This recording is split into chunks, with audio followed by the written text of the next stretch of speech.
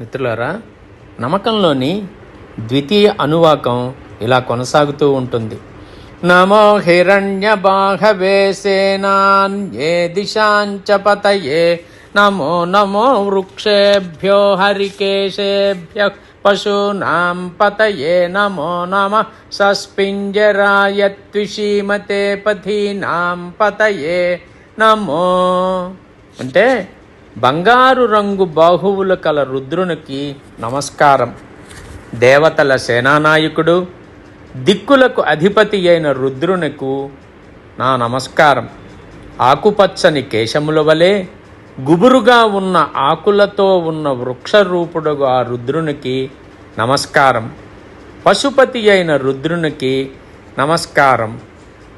నమో నమో బభ్లుసాయ వివ్యాధినేన్నానాం పతయే నమో నమో హరికేశాయోపవీతినే పుష్టానాం పతయే నమో నమో భవస్య హేత్యై జగతాం పతయే.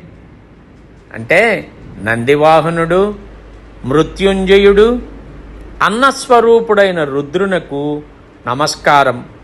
శత్రువులను తన బాణములచే బాధించు రుద్రునకు ప్రణామములు.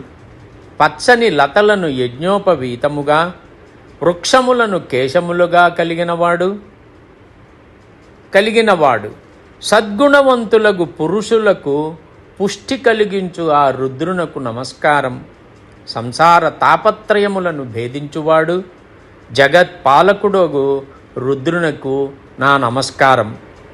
నమో నమో రుద్రాయ తథా వినే క్షేత్రాణాం పతయే నమో నమః సూతాయ హంత్యాయ వనానాం పతయే నమో నమో రోహితాయ స్థపతయే వృక్షాణాం పతయే.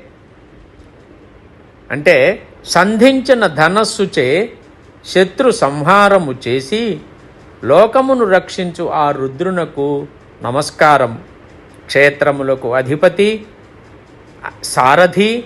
క్షేత్రములంటే ఇక్కడ దేహములు, సారథి అంటే నడుపువాడు. వధించుటకు వీలు కానివాడు అంటే వనములకు అధిపతి, లోకములను స్థాపించువాడు.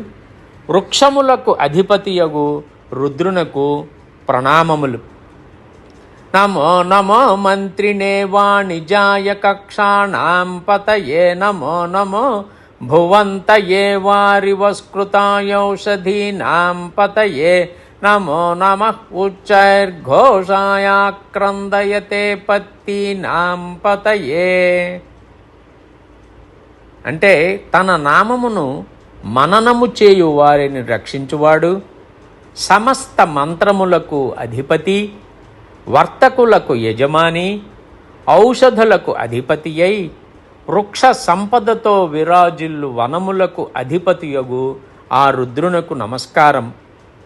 సకల జీవులకు అన్నపానములిచ్చువాడు అయిన రుద్రునకు నమస్కారం. శత్రు భయంకరముగా గర్జించువాడు, ఆకాశమునందలి ఉరుములు పిడుగుల వంటి ధ్వనులకు కారణభూతమైన వాడు అగైనటువంటి రుద్రునకి ప్రణామములు. పాదచారులను, పదాతి దళ సైన్యమును రక్షించు రుద్రునకు నమస్కారం. నమో నమః కృష్ణ వీతాయ ధామతే సత్వనాం పతయే నమః. సర్వవ్యాపి అయి శరణు కోరిన సాత్వికులను పాలించు రుద్రునకు నమస్కారము. ద్వితీయ అనువాకం సమాప్తం. తృతీయ అనువాకం మరో భాగం. సర్వే జనా సుఖినో భవంతు. ఓం నమః శివాయ. ఓం నమః శివాయ. ఓం నమః శివాయ.